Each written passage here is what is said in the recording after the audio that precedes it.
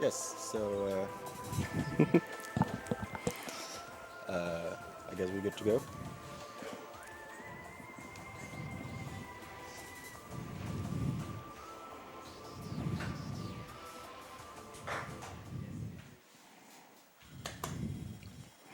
Okay, so this is Metroid by 90%. I'm Remy and this is E-Dragon. It's gonna help me explain stuff because playing and talking at the same time is difficult. Yeah, so this is Metroid Prime for the Nintendo GameCube, and yeah, the targets on the very start are kind of a bit hard at first because, well, there is a lock-on system, but it doesn't work for the first few seconds. So yeah, you have to aim manually, which is not easy with those controls. Yeah, like the game is designed to have a lock-on system, and manual aiming is possible, but a bit weird. But for whatever reason, the manual aiming, the lock-on system is disabled for the first few seconds of the game, so you have to manually aim. Yeah, and if you wonder why those doors just don't open up immediately, that's because the game needs time to load the next room, and yeah, the game just loads the room and waits until it's finished loading, and then it opens the door. Yeah, also, rooms don't start loading when you shoot them. There are multiple ways to load rooms. One is just certain rooms just start loading the next room as soon as you enter the current one. Some and most have a load trigger somewhere. Once you touch it, it's gonna start loading the next room. And you can also manually load a door by shooting it and then being within range that it would open. Yeah, but usually you just hit the load trigger. Yeah, At least that's how you do it in bounds, but there's gonna be some out of bounds, and then you have to load them manually sometimes. yeah. And also sometimes you do something that gets you slower to the door, but is still faster overall because it just hits the trigger faster, so the door is gonna open faster, so you can get to the next room in less time. Yeah, also about how we time this game, we are going by in-game time, so there are also some optimizations that cost more real time but save just more in-game time, Yeah. but there aren't that many. Yeah, in-game time only runs when you actually have control over Samus. So whenever a cutscene plays, or when you pause the game, or like on item pickup text, the game timer is paused.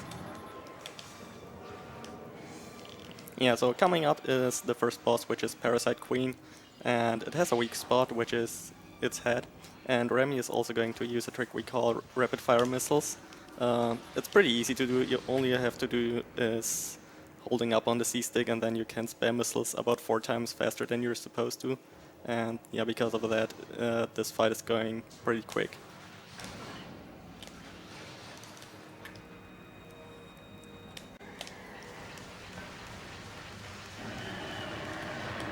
Yeah.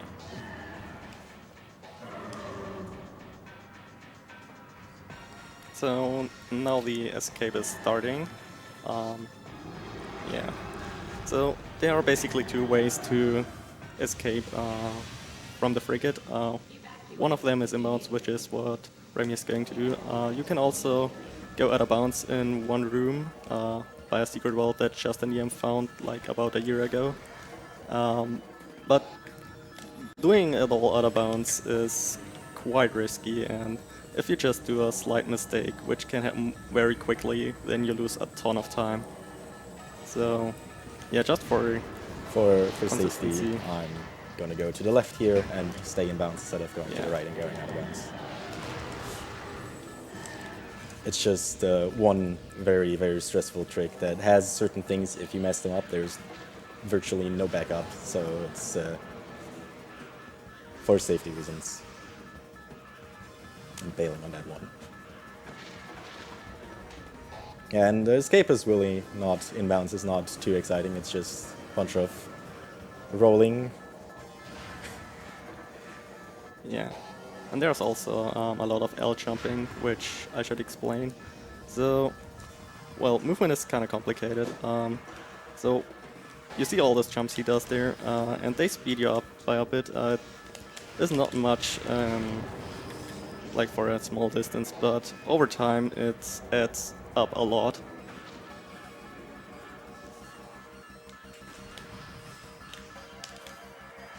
Yeah, basically how it works is that when you're falling or decelerating downwards, then you actually gain speed going forwards, and when you release L, and holding L kind of locks your maximum speed. So yeah, you jump, hold L, and then release L to gain speed from falling.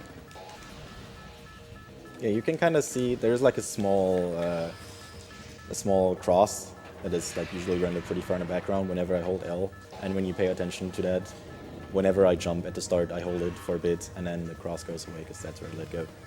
And I do that on basically every jump because it's just faster. So it's basically your standard version of moving around while not being moved.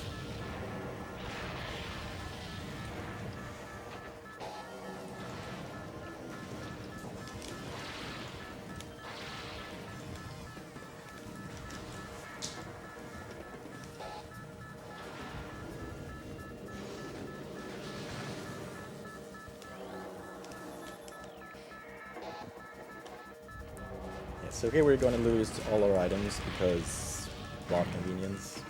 Apparently getting smashed slightly too hard into a wall, but only this specific time makes you lose all your items. And you can actually avoid losing your items here, but there's a second item loss trigger when you land, and you can't avoid that one, so you have to lose your items in this game, unfortunately. Yeah, item loss skip would save a ton of time, actually. Yeah, it would also make the route really weird, though.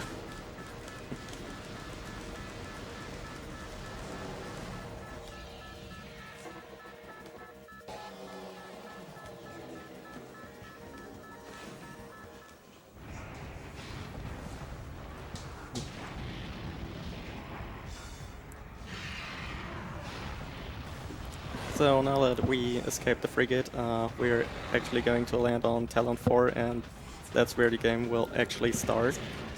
And yeah, you will see the first big sequence break in the game, like right at the start, which is space jump first.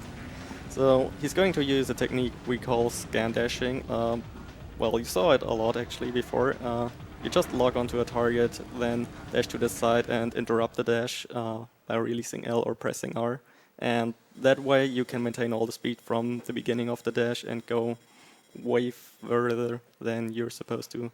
And so he's going to use that to land on a ledge he's not supposed to get to and then get space jump early. Yeah. Just like that. And normally you're supposed to do a lot of the Chozo stuff and then go to Magmore and go to Fendrana and get Boost Ball and then go all the way back here, get Space Jump, and then go all the way back to Fendrana to get Wave Beam. But because they put it right here, it's really convenient, and it's the first thing we grab. And it completely breaks early game pretty much because the game is designed around you not having Space Jump at the start, but giving you shortcuts for later when you have it and you have to backtrack to those areas. So we can just use all of those basically right away, which, yeah, kind of breaks early game.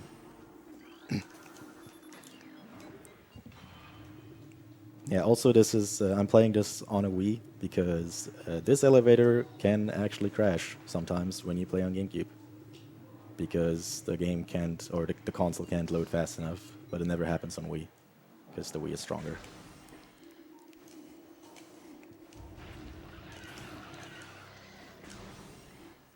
So here's another quick skip. So he's just going to grab those missiles, and yeah, the only difference between those missiles and the actual missile launcher, which you get for beating the Hive Mecha, is, well, just a fancy cutscene. So yeah, now you can just use those missiles. Yeah. And normally you're not supposed to get that because, you know, you don't have space jump, and they basically block all missiles off until you actually get the missiles for normal items, but yeah. Also right there I just dashed straight over a fight, which I'm still gonna trigger right now because it's just plays a small cutscene, which doesn't waste any in-game time. You could skip this, but it's really slow for in-game time.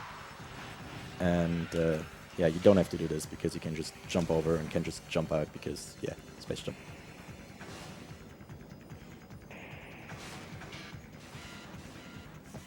And now this music's gonna play for a while. Yeah, because, well, you just didn't end the fight, and Well, it only stops when you hit a certain trigger that changes the music, but that will take a little while. Yeah. So in this room, he's going to do something pretty weird, which is bringing up the map. The reason for that is because the game, in this room, it loads all the rooms that are connected to it, and the room he wants to go to loads first, but for some reason the game just doesn't open the door even if the room has finished loading. But for whatever reason, if you bring up the map and yeah, it just opens it, then I have no idea why Yeah, it does that. it's really weird because that's also the only place where it does that. It's really just specifically that room. If you pull up the map, it stops loading the other ones and opens the door faster. And also on any emulator, it just opens normally and instantly. I didn't know We- that actually. Yeah, it's... I have no idea why that's a thing. Bad emulation. So here he's going to get Charge Beam. Charge Beam is not required to beat the game. It's skipped and low percent, but you really want to have Charge Beam for multiple Yeah. reasons. Just for a quick comparison with the damage outputs, a normal beam shot with power beam is 2 damage, a charge beam shot is 50. So yeah, it does a ton more damage, and it's also for the other beams it also makes a lot more damage. So yeah, for that reason alone it's already worth it on the last boss. And there are also other benefits to it, like being able to pull drops towards you.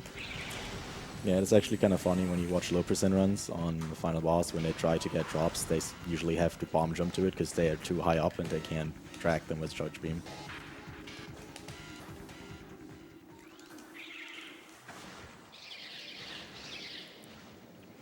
Now, coming up is Incinerator Drone, which we usually call Zoid because the programmer who made this part is named Zoid. And Zoid is a really big fan of randomness, so basically this fight works like this. You have a button that pops up, and you have to shoot it, and it does that for a time, and then it's dead. But how long it takes to push to pop up is between, I think it was 8 and 15 seconds for each cycle, and what time you get is random. So it's not like super significant, and usually it averages out at like minus like 5 or 6 seconds maybe, but if you get really good luck versus really bad luck, then it's like 30 seconds or so, so it's... Yeah, it's a maximum of 35 seconds if I remember correctly. This is actually pretty good so far. Yeah.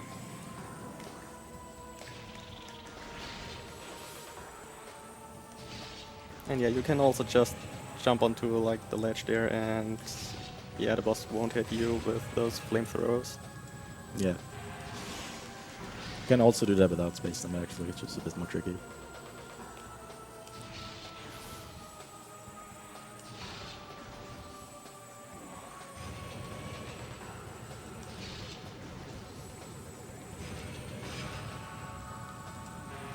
Wow.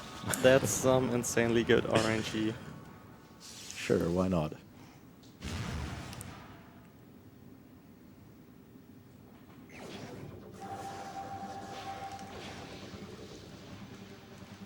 So now he got the morph ball bombs, and yeah, he can lay bombs like that, and yeah, it's required to beat the game. So far, we don't know of any way of skipping those. They're just used pretty much everywhere. Even without walls, you can't skip bombs. There's a modification that basically removes collision for all walls, but that skips a lot of things, but it still needs bombs.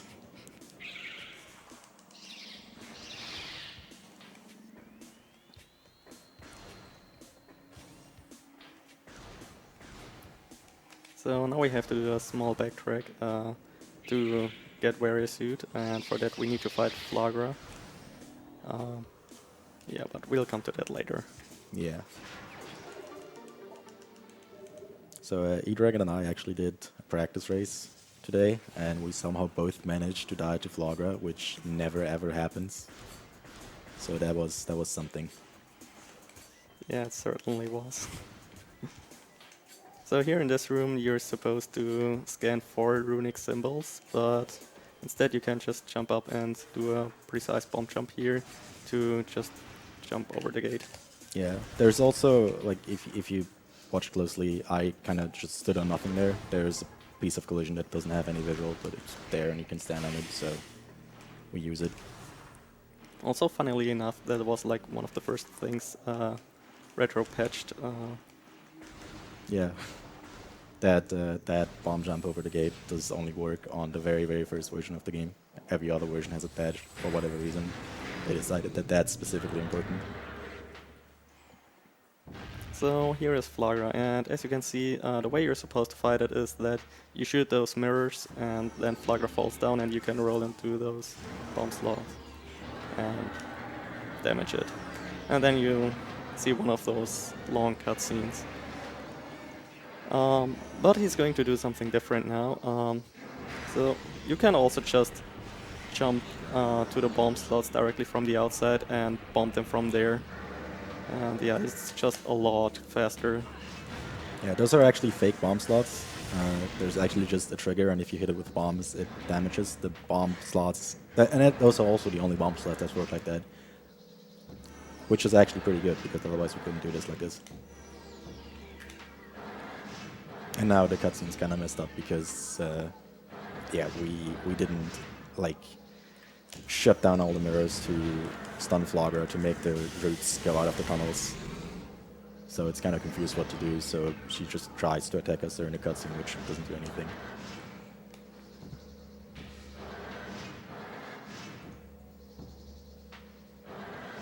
And also those dashes that Remy is doing are actually quite a lot harder than they actually look like. Yeah, they're a bit weird because you have kind of small window where to land, and there's some weird collision in between sometimes, and you have to do them pretty fast because otherwise Flogger's gonna attack you. But yeah, so it didn't die. Better than our practice runs. Yeah. I also would have had no idea what to do if I actually, because I have no idea how I would handle it if I would actually die here, because I haven't saved since the ship. So I hope you like long cutscenes, because there's another 40 seconds long cutscenes here. I think it's 46. Or was it 45? Yeah.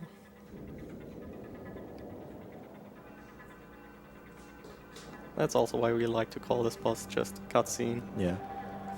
This boss seems very long and very slow, but in-game time it's actually just like 20 seconds.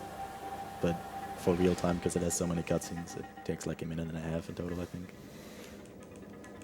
So coming up is or kind of a little scary trick. We call it Early Wild. It is one of the tricks that turns beginners off because of, well, it is kind of difficult, and if you fall down and fail it, then you lose 5 minutes and you can't do it again. So what he's going to do is he's going to a room, and you're just supposed to jump down there, and there is a trigger like in the shaft there, which changes the room with the flower boss Flagra. And he wants to hit the trigger but still come back up here, and for that he's doing an infinite bomb jump. And the reason why he can do an infinite bomb jump here is because he squeezes himself in the collision or in the corner here, and that will slow down his fall. Ooh, not good. Okay. Okay. Do we have time for donation now? In a bit. Okay, alright. Just tell me when you're ready.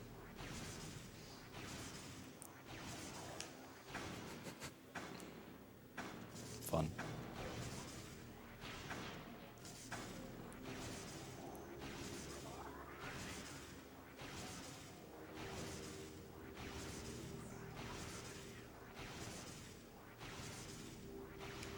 Really? Really?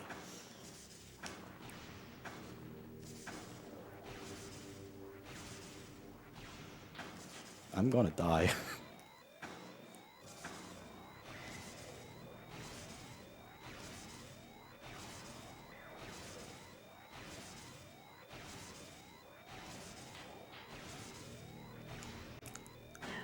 Oh my god. Oh, Well, that's not good.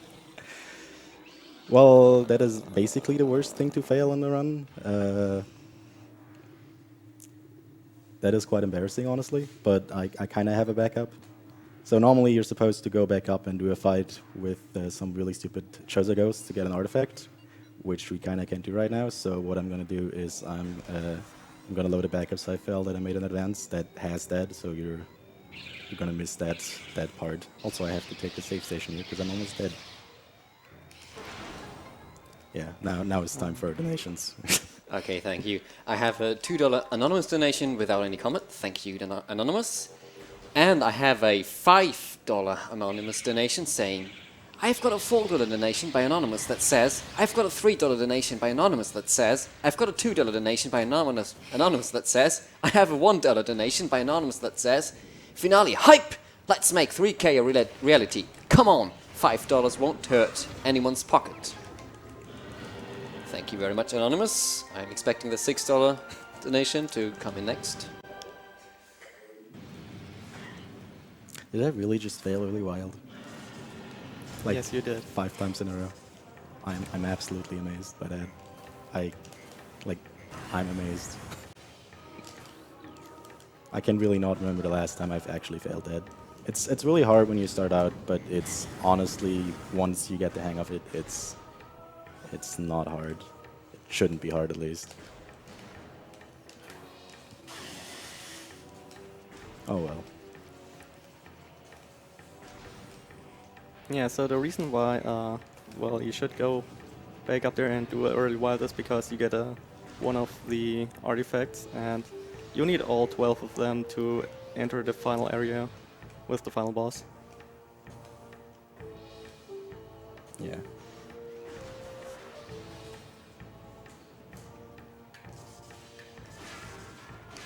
And here you can get an extra tank, which is, if you want to go optimal, you don't get this one, but for safety, it's the best one to get.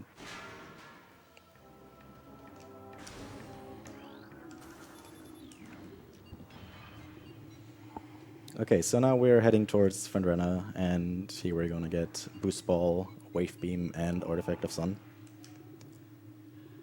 And yeah, once you get Boost Ball, things get a bit faster, because Boost Ball is a really convenient form of movement and really, really fast. And right here, we could skip this cutscene right away, but we let it play out to a certain point, because Samus moves forward doing it, so we move a few meters without actually losing any time, in-game time, because cutscenes don't advance in-game time.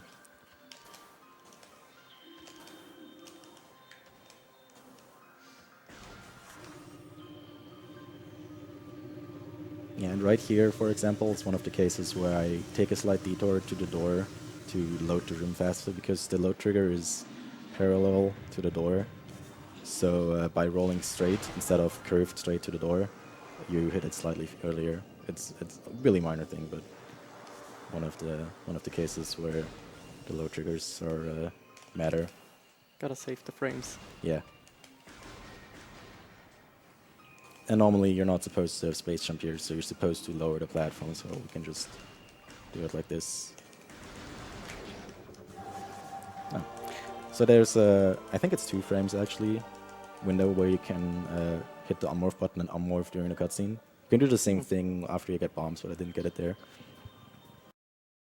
And then it takes a bit of time.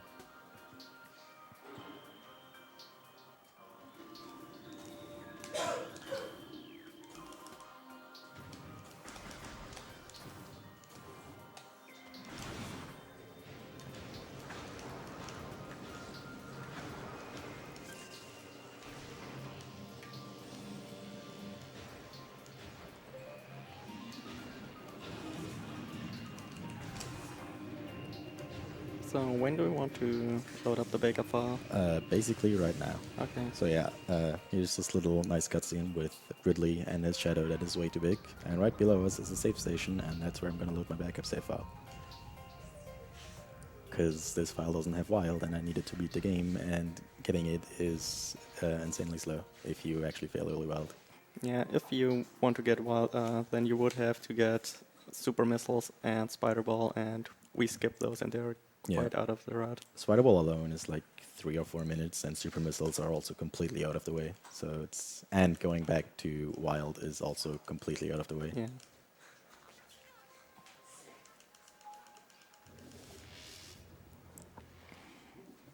I have 2 more donations.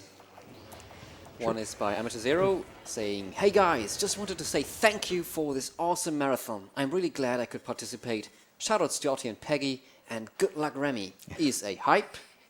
And I have a $6 anonymous donation saying, "I've got a $4 donation by anonymous that says, no, sorry.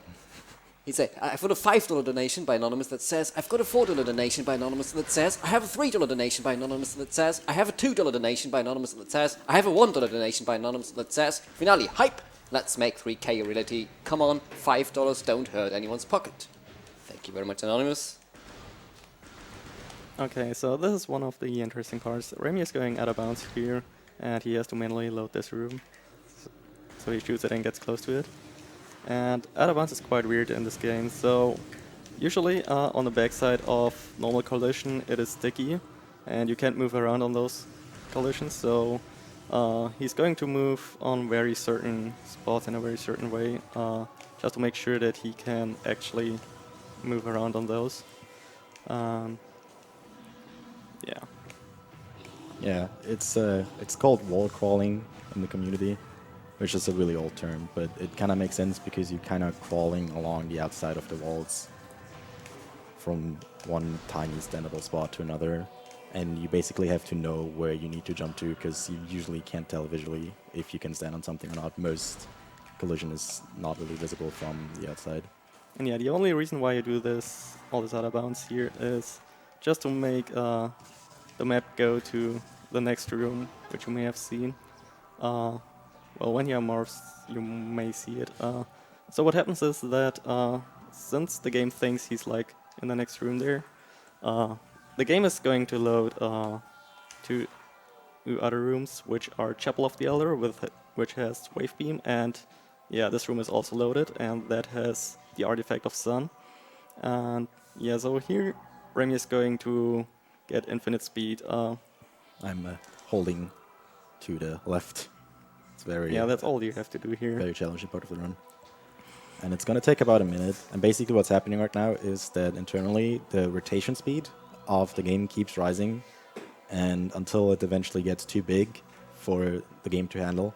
And then it's going to become something that's not valid anymore. And then when I boost, it tries to do collision calculation with a value that is not a number anymore. It's actually specifically that, not a number. It's a specific value in coding. And that has some weird side effects, which basically means that you're going to collide with everything that is currently loaded, except the things that don't want to get hit. There's some weird exceptions that we don't understand. And yeah, this includes 2 cutscenes, one of getting Wave Beam and one of starting the fight, which makes a second Samus appear here, which is really fun. And now I activated the fight, so it warped me into this room. I got the Wave Beam, which opened the door conveniently. And I also got Artifact of Sun from the room I was in before, which means that I don't have to come back to get that later. We just got in a $200 donation by Icefire. Ooh! Saying, artifact of early wild. And also a $20 donation by Anonymous saying, let's jump to the 3K hype train. Come on, guys. We can do it. Bring in those donations. Thank you so much.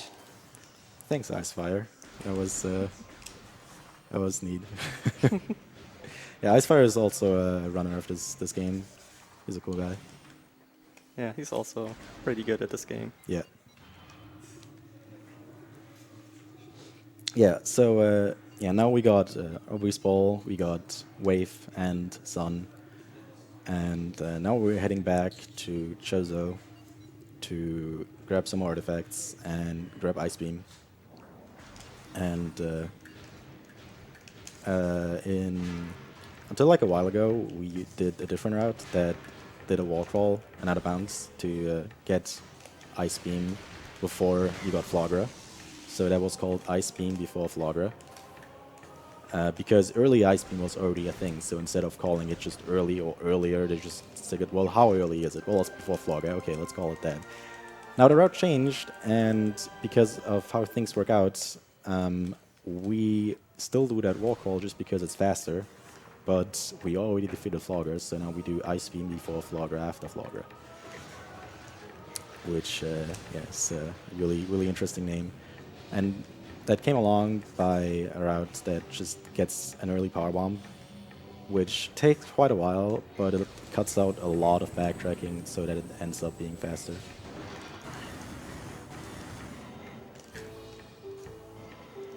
Nice. Nice bunny hop. Yeah, so if you press R, you can, out of a jump or a dash, if you time your B press correctly, you can jump again and keep a bit of that speed, or if you do it really well, you can actually gain some speed. So that's what I did right there. I dashed, pressed R, and then pressed B when I landed again to continue my dash for a third jump, technically. Which is neat, because it's fast and it looks cool.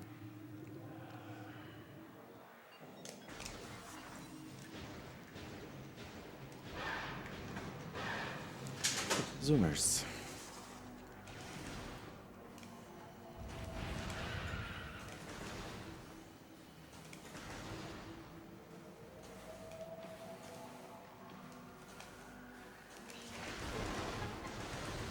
Door cannot be opened with that weapon.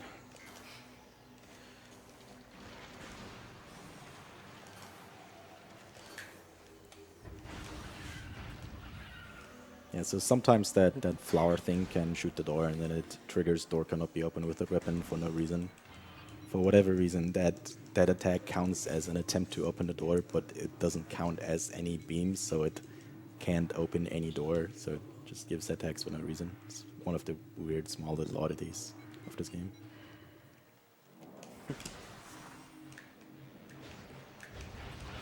Yeah, so now Remy is going to pick up the artifact of Life Gerber, and for that you're supposed to get Spider Ball and Gravity Suit, but he's just going to skip those very quickly. So skipping Spider Ball is quite easy here. You just do a scan dash on this branch and Or you fail that and you just do the backup. yeah. Yeah, but you can basically stand on almost everything in this game, and that way you can just get up here. And here he is going to skip Gravity Suit by using a Ghetto Jump, which is nothing else than a slope jump. So he's just jumping against the slope, and if you're underwater, then it will give you a lot more high. Yeah. And It gives you so much height that you can actually make that jump without space jump. And it only works when you don't have Gravity Suit. Once you get Gravity Suit, your water physics change, so that doesn't work anymore, so you can just normally jump. We got in a $5 anonymous donation saying, "Greetings from Trossingen." Thank you very much for your kind donation. Almost hole in one. Yeah, you can actually get from boosting off that ledge right into that little hole, which we call a hole in one. And if you don't get that, your run is basically already over because you lost like, I don't know, quarter second.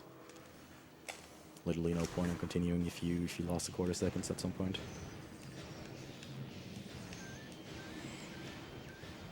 And now we're heading towards a magma pool, which has a power bomb, which we're gonna get by doing infinite speed glitch again.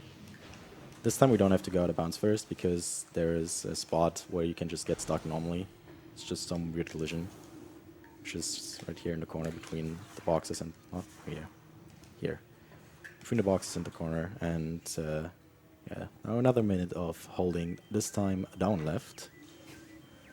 And this seems really slow, which is why people thought it was really slow until someone timed it, and it turns out that it's actually pretty fast because basically just how that route works out, you cut off a bunch of backtracking.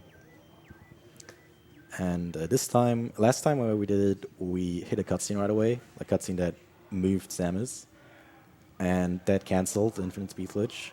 But normally if you boost it, you keep it. And a side effect of infinite speed is something we call light show, which whenever you unmorph, you have a bunch of really weird polygons flying around your screen and you can't really do much. And the way to get rid of it is by a cutscene that repositions you. And for Raveson it's easy because the cutscene does it, but here we actually have to go to a safe station and enter the safe station because that will cancel it. But until then, I'm not allowed to unmorph because otherwise I'm kind of screwed. Yeah. So here we go. That's the power expansion. It's on the other side of the room normally. And now my morph ball is this nice blue thing, and the camera is kind of shaky because it doesn't handle this well. And now here's a special place where the camera zooms up like this. When I unmorph, I get light show, and when I morph again, it goes away. But if I unmorph again, it would appear again. So I still have to go to the save station. But as you see, my morph ball looks normal again, which means that when I boost, I no longer trigger the effects of infinite speed, which is good because the game doesn't like that too much, obviously, if it does really weird things with the collision. So it tends to like go black for a few minutes or just crash right away. So or mess up the camera. And yeah. So by doing that in that specific place, I still have light show, but I get rid of infinite speed, so I can boost, which is just convenient and fast. And yeah, now I'm in the safe station, and now light show is gone too, so now the game behaves completely normal again. And now it's time for IBBF-AF. Ice beam before flogger, after flogger. Yeah, we're good at naming tricks. Yeah, so every room is inside a box, and within that box you fall like normal, like right now. But outside that box is a region we call Ether, where I'm going to jump in right now. And in Ether you can't jump, but you also don't fall, unless you morph. So you can kind of use it to walk around rooms, which is really convenient for this specifically. And basically there's also Ether above and below the box, so right now I'm above it, so I can walk over the room, and there I fell back down. And now here I have to hit a load trigger, which is right here. And now this next room is going to start loading. And I have to hit another load trigger right here, which is a bit annoyingly placed. It's kind of picky. That didn't hit. That should be good. Or not.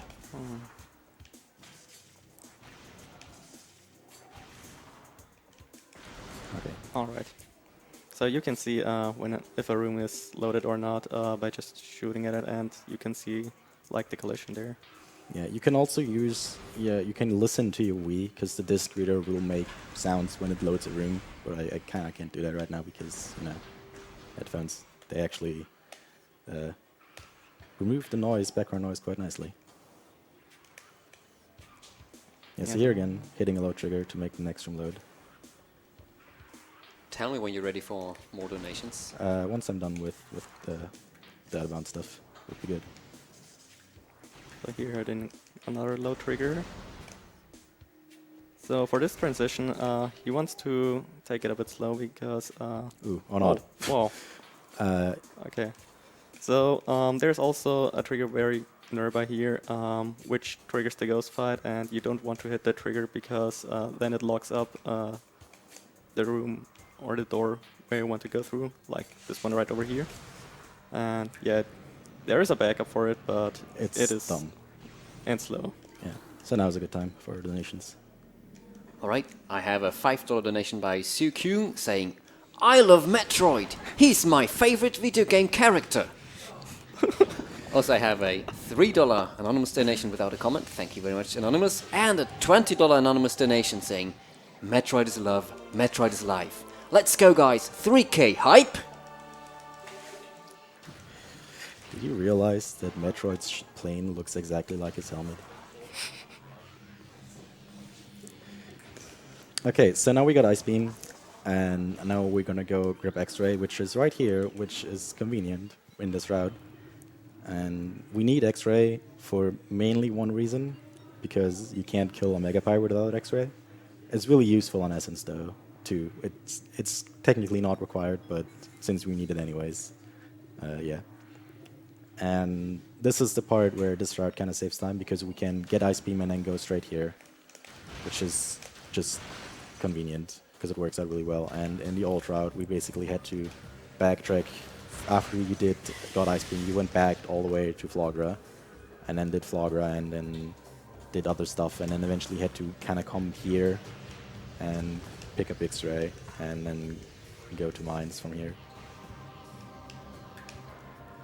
And this room is called Life Growth Tunnel, and it's the worst room or one of the worst rooms in the game, because this half-pipe likes to either randomly eat your momentum or just not let you out, and you just keep boosting, trying to get out back and forth for ages, and it's a nice way to waste time. It is really awful. Yeah. It might not look that bad, but if you kind of know what you're doing, it's usually not too bad, but sometimes if the game just hates you, you're just gonna lose time for basically no reason on that room. Also, this enemy there, it always drops a power bomb, so Yeah. just to make sure you don't soft lock there.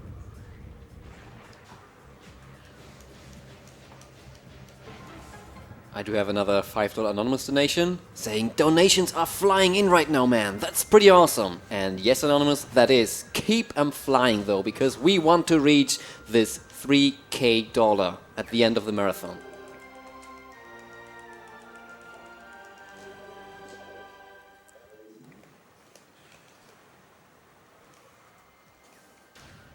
So normally you're supposed to fight some ghosts to make something open where you can go in a hole that gets you down there, or you can just jump on that thing and jump out and skip all of that shenanigans, which is convenient because Chozo ghosts are really annoying to fight. Actually, I haven't seen any because the one I was supposed to fight, I messed up. So there's one more that you come across, which I can't skip if I get a certain trick. So if I actually get that, then we're not going to see any Chozo Ghost fights. Yeah.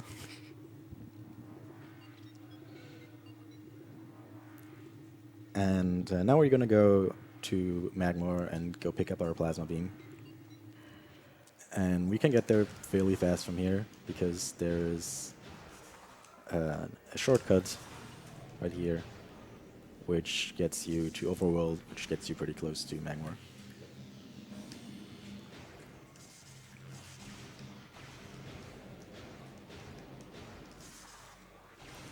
Bunch of elevators back and forth.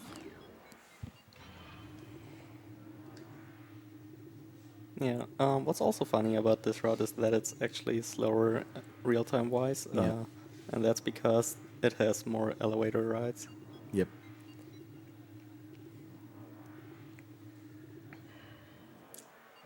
But yeah, since elevators are cutscenes, they do not count towards in-game time. Did I? Yeah, I hit. Nice. Yeah, you can do a little snipe there. But sometimes the door just likes to close even if you hit it, and then you stand in front of the door and the door is locked. And it's fun because you lose time. You can do a dash all the way across this room, and then do a little bunny hop out of it to get all the way to the door.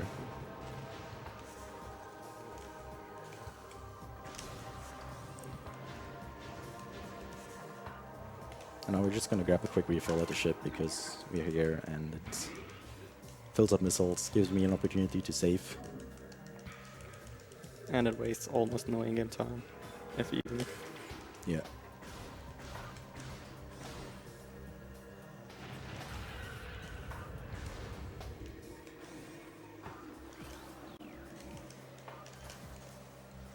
This is actually a pretty neat part of the run because you do a lot of really cool dashes and jumps.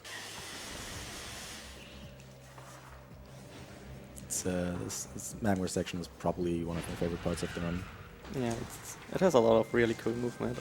Also, there's a cool trick you can get. So you can get this missile and yeah, nice. Yeah, nice. I got the cool missile the cool way. Yeah, we could have picked up that missile the first time, but doing it this way is way cooler and faster. So upcoming is a room called Twin Fire's Tunnel, which you're required to have Spider Wall to get through normally, but you can get across in various ways, and there tends to be a pattern that the more difficult they are, the faster they are. The bunny hop isn't that difficult. Yeah, I'm bad at the bunny hop. Yeah, so that R-jump is actually one of the slightly harder ones. Yeah, R-jumps are kind of weird in this game. So, first of all, the game has no sideways speed cap, but it has a vertical speed cap. So, you want to turn sideways to get rid of the vertical speed cap. And yeah, you also maintain your speed in the air by pressing L and R at the same time. So you can just kind of maintain your speed from your first jump and increase it with your second jump even more. And you also can turn sideways, which is also very useful for this jump there, because it is pretty curved. Yeah. There's also a downside to pressing R though, and that's normally when you're just holding L, you can change directions at all times. Like if you just hold forward, you go forward, and if you switch backwards, you're gonna start moving backwards. But once you hit R, you kind of lock your general direction of momentum. So if you jump somewhere and then you press R, then you kind of can't just back out and turn around. So if you press R, you need to know that you really want to go this way. I have 3 more donations. Is it now time? Yeah, Oh, sure. 4 more actually. I have one $5 by Relu saying, how many QPUs do you travel when you reach not a number speed? Infinite amounts or none at all? Also, do you utilize any half A presses in this run? I have a $10 donation by Aaron Toad 99. If only there was a donation goal for 5 times Ventshaft RTA. I have a $2 donation by Anonymous saying, Samus, best waifu ever. And $10 by One Stay saying 3K. Thank you very much. Keep them coming. We are now past 2.8K. Yeah, so we could do it 5-time Ventshaft RTA, but I have to work tomorrow, and I'm not going to finish until then, so I think I'll pass on that. Because that would probably take me, like, days. Just for reference, Ventshaft is a tricky duo in low percent in this game, and it is awful. Yeah. Just to give you a rough idea, it took me like 15 hours till I got it once. And I still haven't gotten past that part, actually. That's still where my low percent playthrough is at. It's like one of the hardest parts. Low percent is crazy difficult in this game, and there are a few people who are actually really good at it. M177, Justin, and Darayoshi, and I guess Tom Loop, yeah. They're crazy good at low percent stuff. Okay, so here we're supposed to have Spider Ball, but yeah. Who needs Spider Ball? Yeah, Spider Ball's overrated. Because you can stand on everything in this game. So now he's going to Far Fendrana to pick up one more artifact, which is Spirit, if I remember correctly. Spirit. So normally you need power bombs and plasma beam for it, which are kind of late game items, and you go here way earlier, so you're supposed to go here, do other things, and then go back here later and pick up Spirit, but sequence breaking makes stuff way more convenient. I'm gonna kill these pirates because they can absolutely destroy you if you mess up.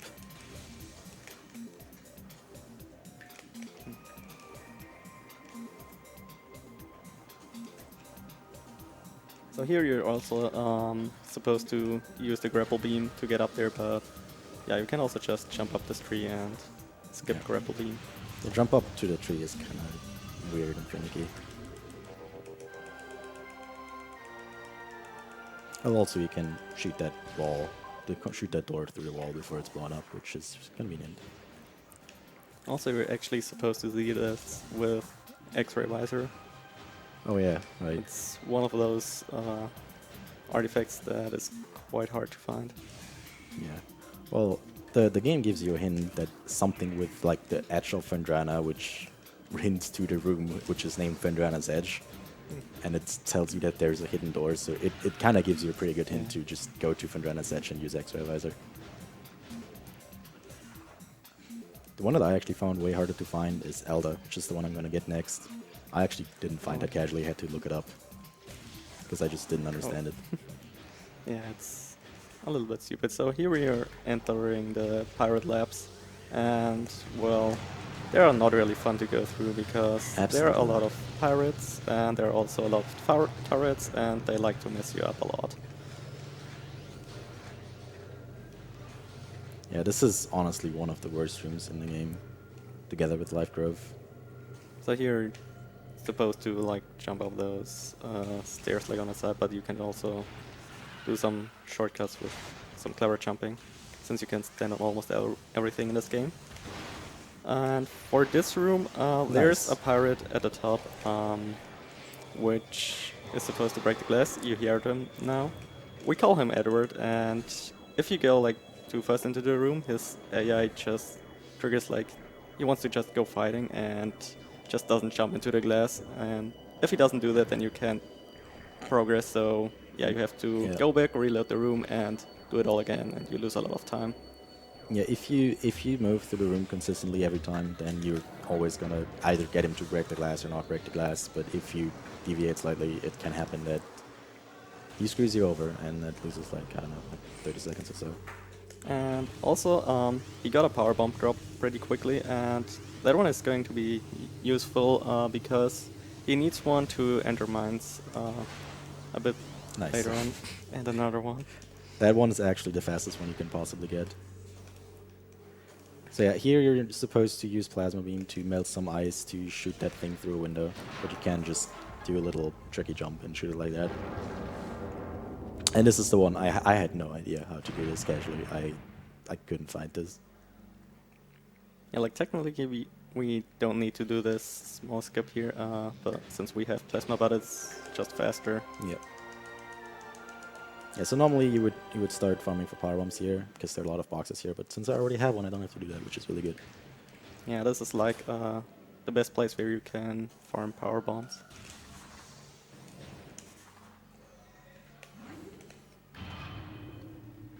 I do have a $5 anonymous donation saying, "Hi Remy, when is Harry Potter and the Philosopher's Stone for the PC?" Thank you, TK. And the answer is never. Terrible game.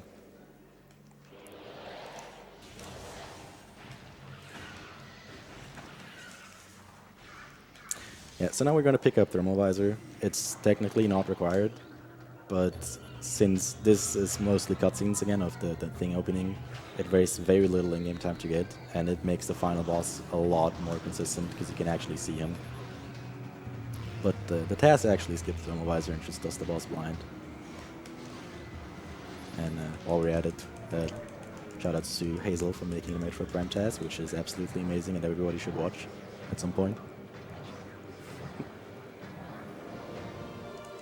Yeah, the test also does a different route, which gets power bombs very, very early, and yeah, it just ends up in a route that is extremely fun.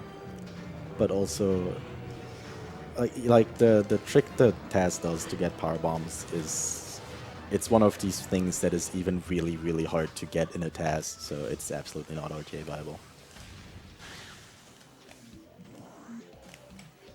Nice.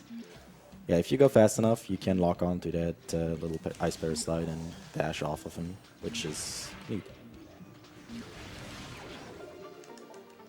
And now we're gonna head to Phase on Mines. And this is one of the parts where this route, it saves a lot of time over the old route, because we're going to Workstation, and Workstation has an elevator that links right to the back of Magmor, of Phase on Mines. So it's actually really fast to get there. And the old route would now go all the way back to Magmor, to Root Cave, and travel back up, and then go get Extra Visor, and then go to mines from there. But we don't have to do. I'm smart. We don't have to do that, and yeah.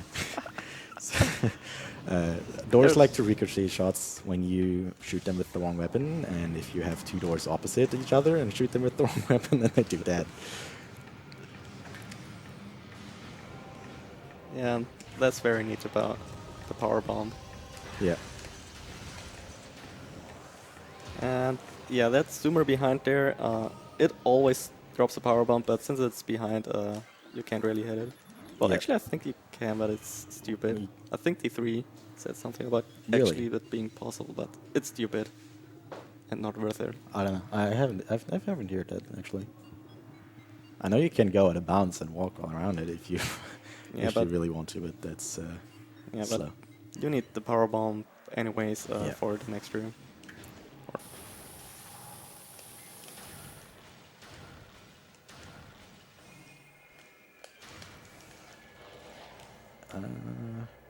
Okay.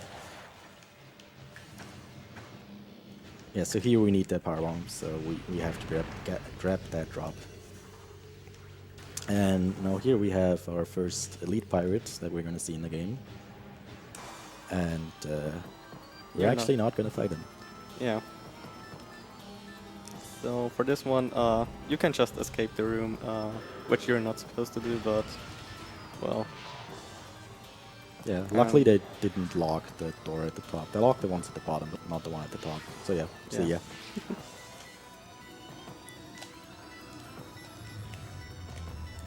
And this is Vent Shaft. You can bomb jump back up if you have a few hours. Tell me when we have time for another donation. Right now. Right now, all right.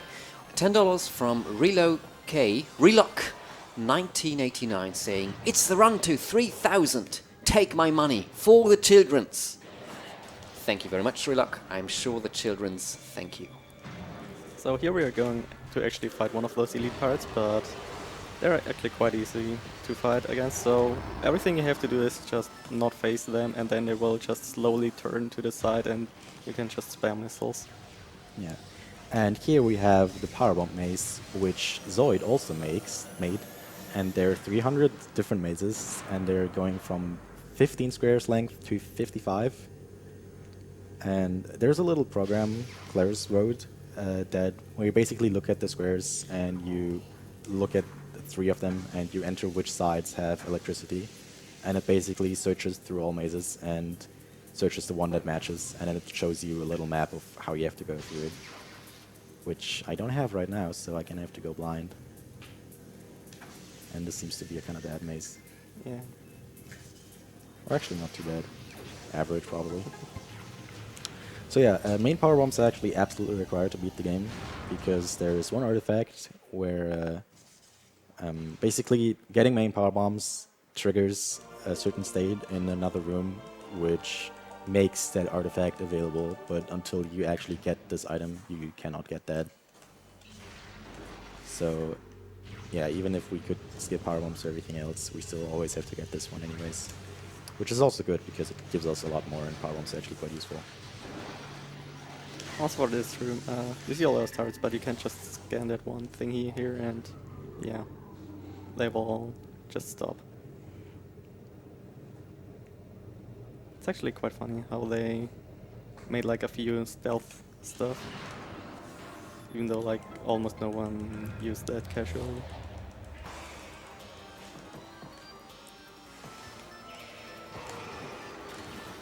Yes, I'm stunning this Metroid, or freezing this Metroid, so I can dash off in here to get across, which would be nice if I could actually get a good enough dash. Thanks. Yeah, this room is Metroid Quarantine A, and it's an awful room. There are a ton of Metroids. Yeah. We don't like Metroids. But I like the power bomb they drop. Okay, so here we have to do some shenanigans, because we do not have Spider Ball, and awesome. Yeah, we have to do a little ghetto jump here, which is it's kind of weird. Hello there. To get up on a steel beam. Or not get up.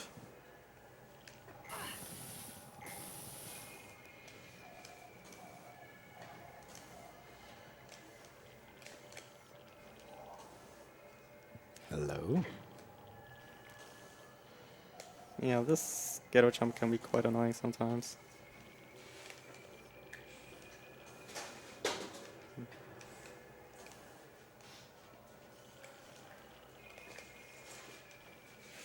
There we go. Yeah, and here we can dash off this missile to get over to the door. And that's actually quite a weird dash, because you kind of go in a circle, which you usually don't do with dashes.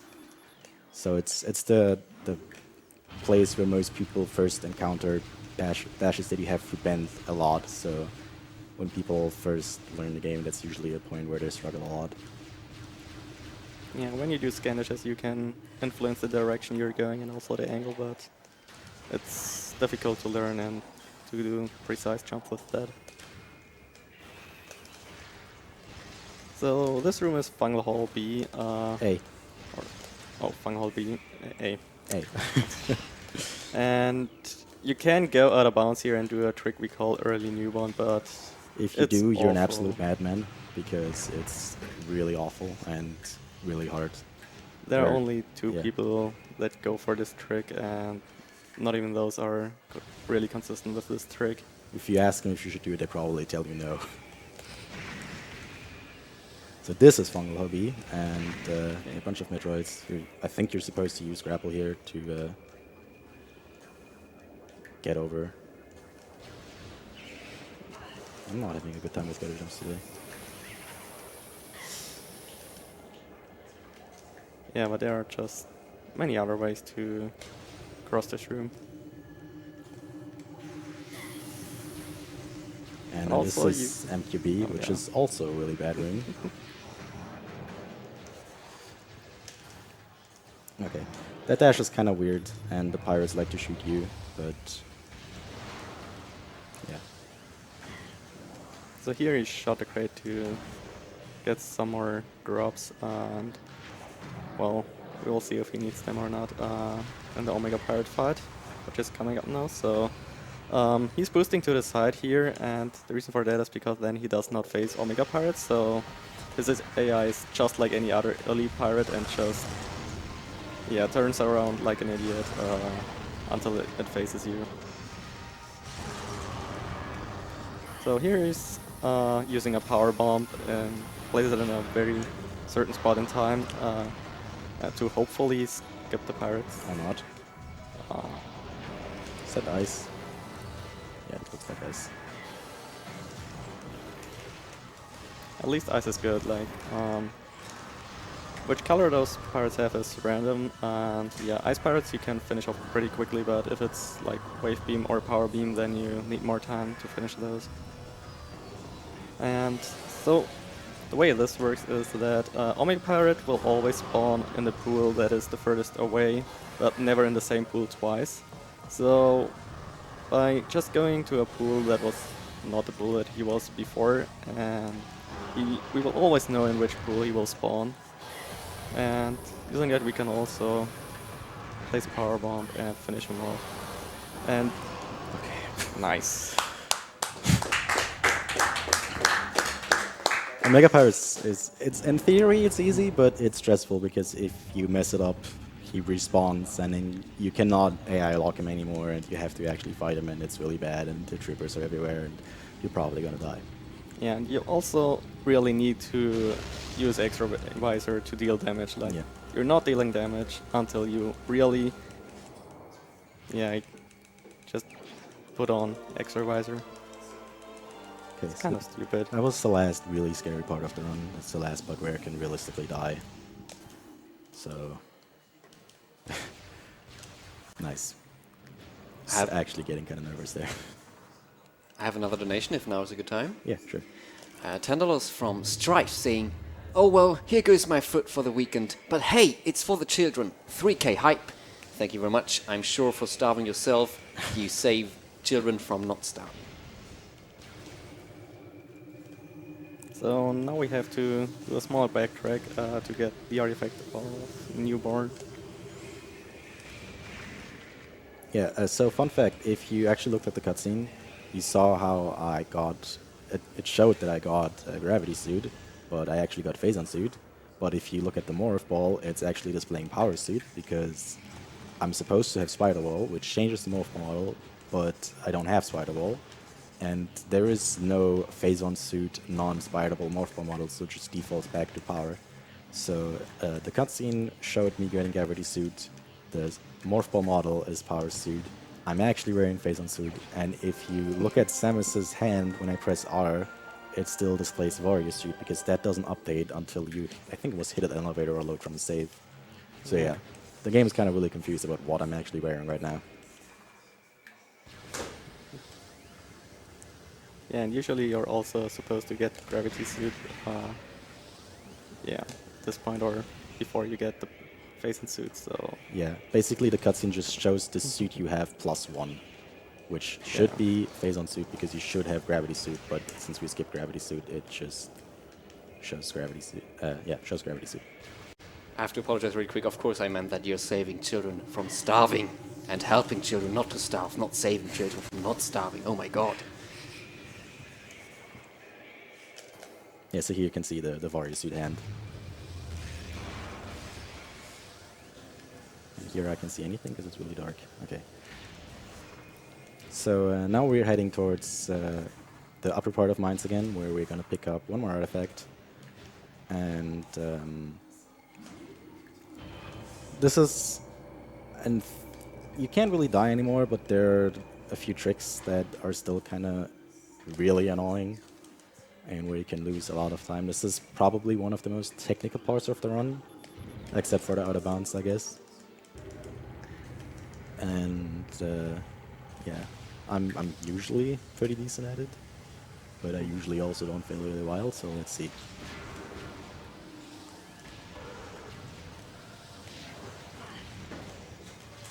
So we go back up here. You're supposed to like go around with spider ball and all kinds of shenanigans, but don't have time for that. And this is the room with the first elite pirate, which we skipped before, and hopefully we're gonna skip him again, because the trigger, there's actually a small gap between the trigger and the wall. Okay, sure, why not? So now he has to fight this elite pirate to progress, but you can skip this trigger and yeah, go just directly to the next room. Yeah, there's like a small gap between the wall and the trigger, so it's just enough for you to get through. But the trigger is like right in front of the thing where I stand, and I would just moved a tiny bit too far forward and actually touched the trigger, which is unfortunate. It wastes somewhat little game time, but it's cutscenes, and since you don't want to use your missiles because you need them shortly, it kind of wastes some time. I don't only have one problem, right? Okay. So here he found 4 missiles because he needs at least 24 Yeah. for face an elite pirate. And the next room is Elevator Axis A, which we like to call the first spider shaft.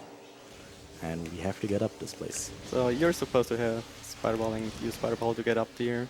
But since we don't have spider ball, you have to do a bomb space jump here first. The way it works is that 21 frames after you leave the ground with mothball, the game still considers you on ground, so you can still jump. And yeah, that way you can bomb jump out and get an instant anamorph to jump out of it. And then you can not get stuck on the spider track and fall down anyways. Yeah. So a lot of parts about this are actually kind of dumb. Getting the instant anamorph consistent is kind of tricky, but it works out. The spot I landed on right there out of the BSJ is actually absolutely tiny. It just sticks out like a few pixels out of the collision, really. It's a miracle that you can even stand on it. And then right here, I'm kind of getting stuck between the wall and the spider track, and it's some really funky collision, and it tends to not be the most consistent thing. So sometimes you just kind of fall, and it can be really annoying. And this is the next spiraless shaft. And yeah, so first of all you jump on some collision here, and there's one rock that, this one, it's actually quite hard to land on that one because there's like just a tiny little small spot where you can actually stand on. On the rest you just, yeah, slide off.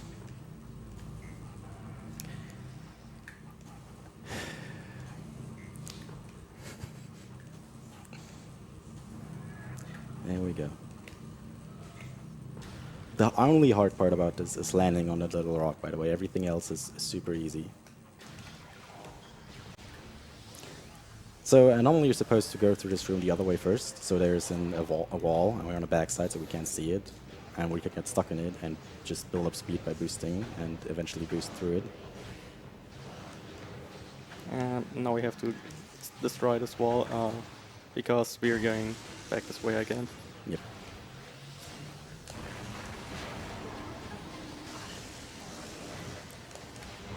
And here is going to pause a little bit to reduce lag so he can place the power bomb immediately.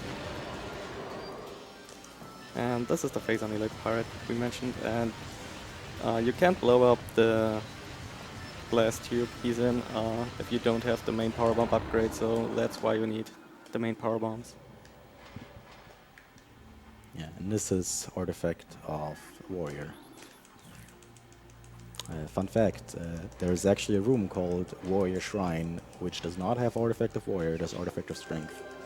There's also a room called Life Growth, which has Artifact of Chozo, and the Artifact of Life Giver is in a completely different room. In fact, the Artifact of Chozo is not even in the area that's called Chozo Ruins. There's also an Artifact of Sun, which is not in the artifact, and not in the room that has that's called Sun Tower, Sun Chamber. So yeah, they're for whatever reason they just. Oh yeah, and there is Artifact of Elder, which is not in the room that is called Halls of Elder. Because for whatever reasons they kind of made matching artifact names and rooms and locations where they actually put artifacts, but they just decided to put different artifacts there than what the name would suggest for whatever reason. Yeah, so this is another room where you have to do a spider ball puzzle, but yeah, with some jumping on very precise spots, you can also climb it up without spider ball. Yeah, it's actually a really annoying room to climb. I've been really bad at it lately. And it's a nice way to lose time near the end on like one of the last. Also, this is Hard where things. you're supposed to come from, or where you're supposed to get to the phaser mines. So there's a cutscene trigger here, which is like, hey, welcome to phaser mines. Well, And goodbye. Yeah.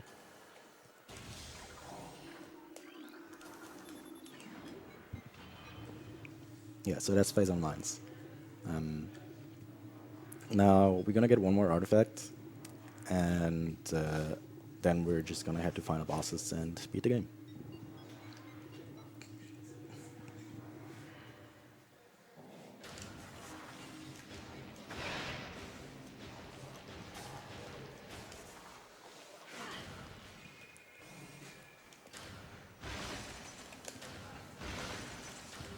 Oh yeah, so normally you're supposed to first go into this room from the Sunken Frigate, which we skipped completely by just accessing mines another way, which is really convenient, because Sunken Frigate is kind of dumb.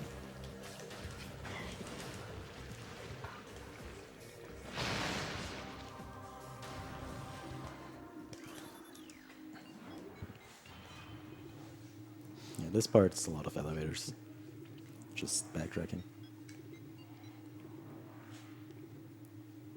yeah, so in a room coming up soon, Remy is going to attempt the trick we call a ghost skip. So since he didn't hit the ghost fight trigger, the trigger is still there, and it will trigger the ghost fight if you hit it. So you can also skip this trigger with some very precise jumping. The trigger is actually ridiculously big, and the parts where you land on just slightly stick out of it. It's quite ridiculous if you look at it in the world editor. Yeah, there's also an editor that a rookie made where you can see all the collision, all the triggers. It's really amazing. Yeah. He So also now I can't go fall down because that's where the trigger is. So I have to get back on this peg from up here, and I Nice. barely landed on it. So I have to unmorph onto it, which is it's kind of weird because you don't have the best control. But yeah, that allowed me to bypass the trigger, skip the fight completely, and yeah. And in order to do this, you have to do IBBFAF, the out of bounds stuff. And this is the main part where it actually saves time, because this you can't do this if you don't go out of bounds to get Ice Beam, because then you have to go through the room.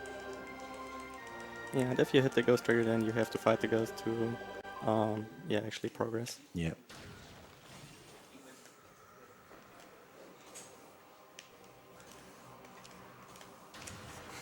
So I nailed all the wall crawls. I actually got Ghost Skip, and didn't die to a Mega Pirate, but messed up really wild. What a run. So yeah, and now we have all artifacts except Truth, but Truth is right where the final bosses are, so that's a given one. So now we're just gonna go through Frigate Crash Site one more time, and go to our ship one more time, and then go beat Ridley, and beat the game. After some more elevator cutscenes.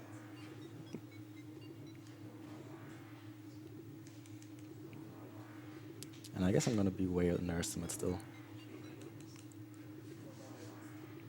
Well, I mean, you skipped the entire ghost fight. Oh yeah, right.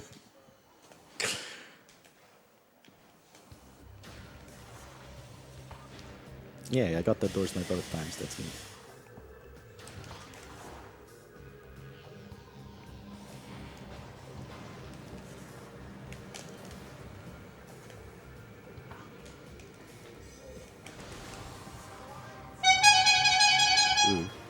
We did it!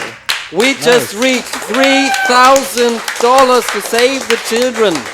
We got $162 by Tihandros.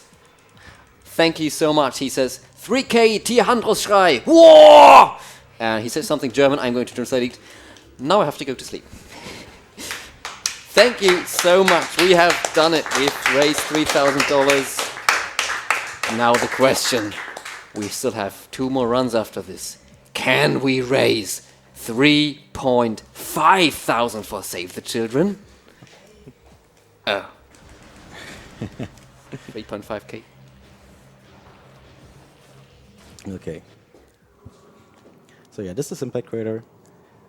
Casually, you can go here pretty much at any time, and the only real reason to go here is because there are a bunch of pillars you can scan, which give you hints on where all the artifacts are hidden, which is actually a quite neat mechanic, honestly, if you think about it. Because the game still wants you to find them on your own, but it gives you pretty good hints where to go. And it also gives you a reason to use all your cool item upgrades and still actually go around the entire game one more time. But if you know where they are, you can pick up almost all of them, and if you're doing sequence breaks, all of them on your first playthrough, so that's really convenient. They did that slightly different in the second game, in Echoes. We actually are locked off most of their, it's not artifacts, it's keys there, but you can't get most of them before actually reaching out to get them. Yeah, so this is Ridley. Ridley has 4 phases, I guess. First one, he just does this. Yeah. And now he's gonna, that was the first phase, he's gonna fly around a bunch. And I will try to boost into him while he flies. But I don't think he's in the correct spot for me to do that. So yeah, you can do a trick here, which we call flyby skip. So you can hit Ridley with boost ball when he's flying around. And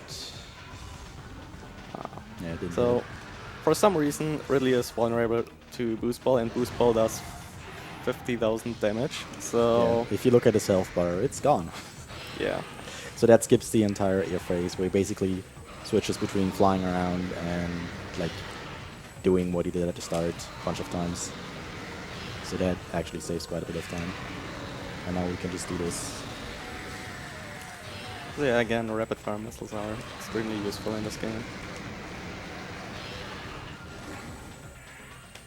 And also, yeah, you see how he manually aimed up when Ridley did like that one attack where he goes back, and it's kind of stupid there because you just cannot hit Ridley when he does that. So Yeah. you have to manually aim to hit it. And in other versions like Hell, they actually removed the hand that is like blocking a path to actually hitting Ridley there. There are basically 3 attacks on the ground phase, and 2 of them you can just lock on and shoot him and stun him. And the third one you have to manually aim, and you have to do it kind of quick, and you have to time it correctly, and it's kind of weird because you have to aim high up and sideways so you don't hit his hand, and manually aiming is bad in this game, and manually aiming fast is worse. So it's, in theory, no matter what attack he does, you don't really lose time because you can't just hit the snipes, but it's way nicer if he doesn't do that because it's just a lot easier if you can just lock on and shoot him only. So here we are in Impact Crater, and yeah, what you're supposed to do here is you're supposed to like go all the way around, and it just takes huge time, but you can also just jump up here and yeah, you skip like half of all the jumping around in this room. Yeah, this room's really, really annoying casually. Most people hate this room casually because you go around and it's kind of dumb platforming, and you have the fission Metroids which keep respawning and they're really hard to kill. Unless you use a power bomb, you do only have limited power bombs. So most casual people struggle a lot with that room. But if you just go fast, the Metroids won't bother you. And this is Metroid Prime Exo.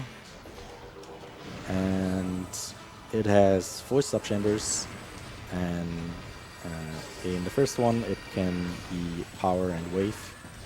It's random with what it starts and what order it does them in, but on subchamber 1 it will always do power and wave.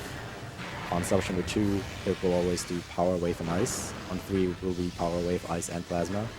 And 4 is the fun one, because 4 can be any beam at any time for any amount of time. He can just switch whenever he wants to whatever he wants. And if you get a strong beam like plasma or ice, that's really fast. And if you get a slow beam like power or wave, that's really slow. So if the boss likes you, he gives you something like plasma, ice, or just straight plasma. And if he doesn't like you, you're just gonna keep switching around between wave and power.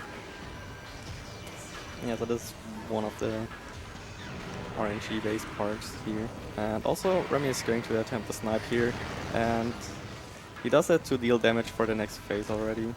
So, yeah, now is his power, and he's going to be down a lot quicker than usually is. Yeah. So the order in which you get the colors kind of matters, because if you get a strong color before you get a weak color, you can skip most of the weak color if you just get the charge, the snipes in.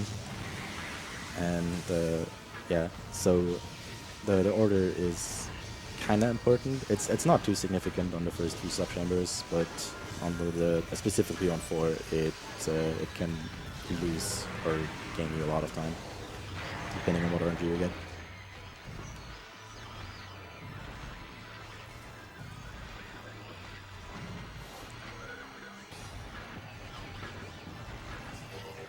And also, the snipes are not the easiest thing to do, because EXO doesn't like to stand still at all.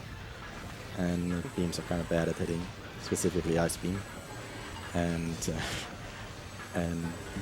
it's this weird combination of it's RNG if you get a good color and a good order of colors, but it's also execution heavy if you actually hit the shots or don't. So it's the weird combination of random and execution. So you can lose or gain a lot of time on this near the very end. Also, something you can see is that Remy is staying very close to Metroid Prime, and the reason for that is so it does its swoop attack. It can also do a bunch of other attacks, but they just waste time.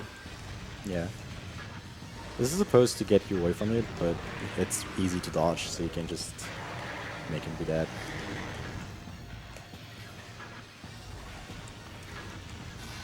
So they're hit both snipes, so this shot is gonna just kill him.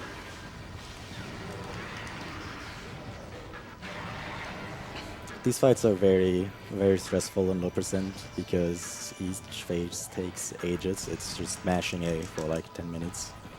And if you get hit twice, you're dead. And subchamber 4, if he's plasma, he can do that. He can just charge whenever he wants, which is really bad for low percent, because if he spawns these orbs, no, not those were missiles. But if he spawns orbs and then charges 3 times in a row, you can't dodge the orbs and they're just gonna kill you. So you can, if he wants to, he can just combo you to death in low percent, and it's completely random. But even though plasma is the fastest, you really don't want plasma on subchamber 4 in low percent, because the chances of dying are just very high at plasma.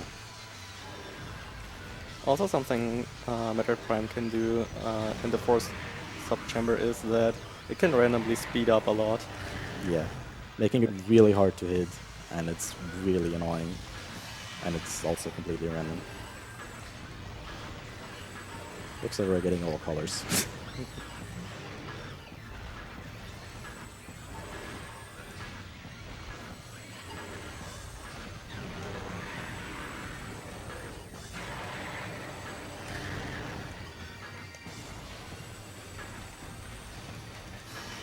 Yeah, all colors.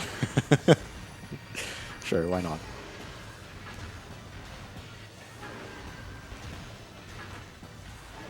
Okay. You're dead. Okay, sure. Okay, so upcoming is the final fight, which is Metroid Prime Essence. And Essence is not nearly as random as EXO, but it can screw you over just as bad. Because basically, what kind of move he does. If he moves, if he raws at you, if he does this attack, it's kind of random. So he can up in different spots, and there's certain spots where you absolutely do not want him to be, because he can skip a pool. Because he's gonna lay a phase on pool right now, and you need to stand in this to damage him. It's the only way you can damage him. And if he lays the pool in a really bad spot, which is just random, it just happens, then you can screw you up really over, and you can just lose a minute. Yeah, if Metroid Prime is too close to its torso, then it just does not lay the pool and just skips a phase and you lose 30 seconds. Which is kind of a harsh way to lose a run.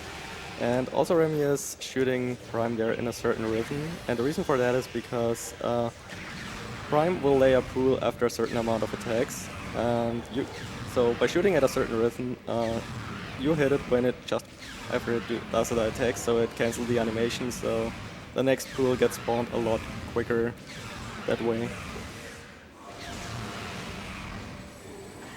Yeah. So as you see, I have like virtually no downtimes in between pools, which is not normally the case. So on the last pool, what he's going to do is he's going to step out of the pool, and what that does is that he can shoot Phase and Beam without draining the pool, and that way he can like do more damage with one pool and finish off Prime with a third pool. So yeah, that was it.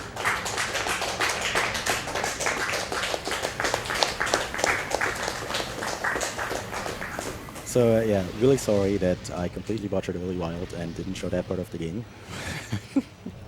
I still can't believe I did that. I'm very sorry. And yeah, shoutouts to all the Prime people, specifically Icefire because he donated. Shoutouts to Claris and Ruki for making awesome tools. Shoutouts to Hazel for making the Prime tests, and no shoutouts to TK because he asked me to not shout him out because he is scared that I say something mean. And shout out to all the Discord people, DF, Apasher, Zelu, Aaron Toad, and stuff.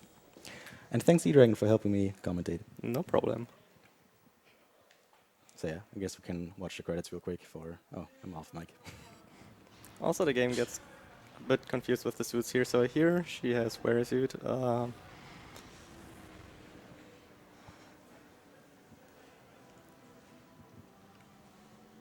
wait, nice gravity suit.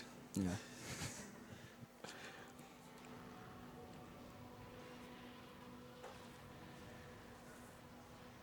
I wonder what's this going to be in game time, because I was safe. I don't know what time that was. It's probably going to be like 105. Or maybe 107. Probably no more like idea. 107, actually. I fucked up drafts a lot.